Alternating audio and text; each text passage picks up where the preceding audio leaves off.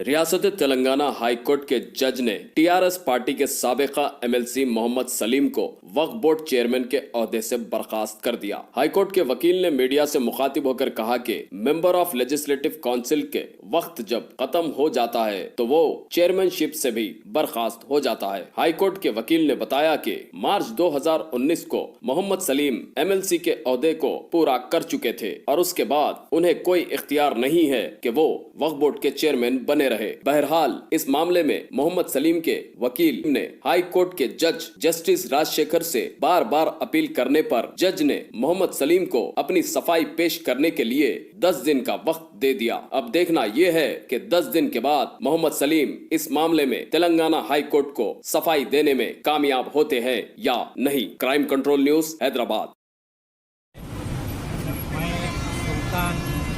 साहब का जो है एडवोकेट जो रिट पिटिशनर है, उन्होंने ये रिट आज हाई कोर्ट में डाली। वक्फ बोर्ड चेयरपर्सन के कंटिन्यूएशन जो उन्होंने कर रहे मार्च 2019 के बाद, बावजूद इसके कि उन्होंने एमएलसी की हैसियत से उनका टेन्योर ख़त्म हो चुका है। वक्फ एक्ट में यह है कि वक्फ एक्ट सेक्शन 14 सबसेक्शन 1 और एक्सप्लेनेशन 2 में ये वाज़े तौर पे लिखा हुआ है इसके अंदर कि अगर कोई बोर्ड मेंबर ऑफ पार्लियामेंट या मेंबर ऑफ लेजिस्लेटिव काउंसिल या मेंबर ऑफ लेजिस्लेचर के हैसियत से इलेक्ट होता है, जब उसका tenure as a member of legislature की हैसियत से ख़त्म हो जाता है तो उसको कोई इख्तियार नहीं है कि वो एज ए मेंबर कंटिन्यू करे। जब उन्हें एज ए मेंबर कंटिन्यू करने का उसको इख्तियार ही नहीं है तो कोई शख्स अगर as a chairman basing on the Waqf board member की हैसियत से कंटिन्यू कर रहा था और उसका टेन्योर ख़त्म होने के बाद उन्हें वक्फ बोर्ड चेयरमैन की हैसियत से भी ऑटोमेटिकली उसका पोजीशन सीज हो जाता है। तो जो शख्स मेंबर ऑफ लेजिस्लेचर की हैसियत से ख़त्म हो चुका है, वक्फ बोर्ड की मेंबरशिप भी उसकी ऑटोमेटिकली ख़त्म होती है। जब वक्फ बोर्ड की मेंबरशिप ख़त्म हो जाती है तो चेयरमैनशिप भी ऑटोमेटिकली सीज हो गई है और इसके अंदर गवर्नमेंट को या कोई अथॉरिटी को आर्डर पास करने की ज़रूरत नहीं है। जिस दिन उनकी मेंबरशिप ख़त्म होती है उस दिन ही उन्हें ऑटोमेटिकली कानून में लिखा हुआ है कि he has been vacated the membership of the board. Once a membership of the board has been vacated, he has to be vacated the chairperson of the Waqf board. तो इस लिहाज से जो मौजूदा चेयरमैन है वो उन्होंने 29 मार्च 2019 के बाद से उनकी चेयरमैनशिप गैर कानूनी है। अगर कोई फैसले बहैसियत चेयरमैन मार्च 2009 के बाद कोई भी चेयरपर्सन ले रहा है तो वो गैर कानूनी फैसले है जिससे वक्फ इंस्टीट्यूशन को नुकसान पहुंचने का अंदेशा है और जो फैसले ले चुके हैं वो गैर कानूनी करार दिए जाएंगे। इससे वक्फ बोर्ड की जायदाद भी खतरे में पड़ सकती है, उसका एडमिनिस्ट्रेशन भी खतरे में है। इसलिए जो रिट पिटिशनर ये रिट पिटिशन डाले, आज उसकी सुनवाई हुई। वक्फ बोर्ड ये मैटर राजशेखर रेड्डी साहब, ऑनरेबल जस्टिस राजशेखर रेड्डी साहब के इजलास पे आया। हुकूमत की जानिब से एडवोकेट जनरल अपीयर हुए।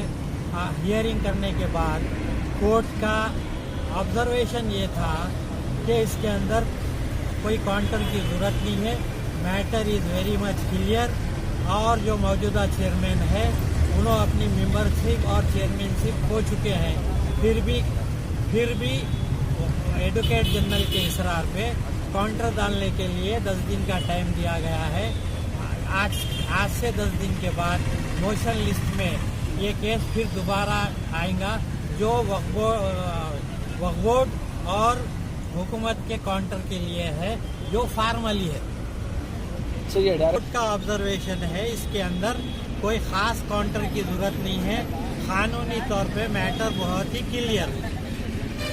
केरला हाई कोर्ट का डिवीज़न बेंच जजमेंट भी द पिटिशनर की जानिब से डाला गया है और बॉम्बे हाई कोर्ट का नागपुर बेंच का जजमेंट, जो दोनों जजमेंट डिवीज़न बेंच के हैं, उसके अंदर वाज़े तौर पे फैसला दिया गया है कि अगर कोई एमएलए या एमएलसी की हैसियत से मेंबरशिप खत्म होती है तो ऑटोमेटिकली वक्फ बोर्ड की मेंबरशिप भी सीज हो जाती है। तो ये कोर्ट की ऑर्डर ये 10 दिन का टाइम दिया गया। आज हाईकोर्ट में चेयरमैन वक्फ बोर्ड के ताल्लुक से एक रिट पिटीशन बहस के लिए आई थी। इस रिट पिटीशन में पिटिशनर का ये कहना था क्योंकि चेयरमैन साहब के जो एमएलसी पोस्ट है वो एमएलसी की मियाद ख़त्म हो गई है, लिहाजा वो बहैसियत चेयरमैन वक्फ बोर्ड कंटिन्यू नहीं कर सकते बोल के उनका दावा था।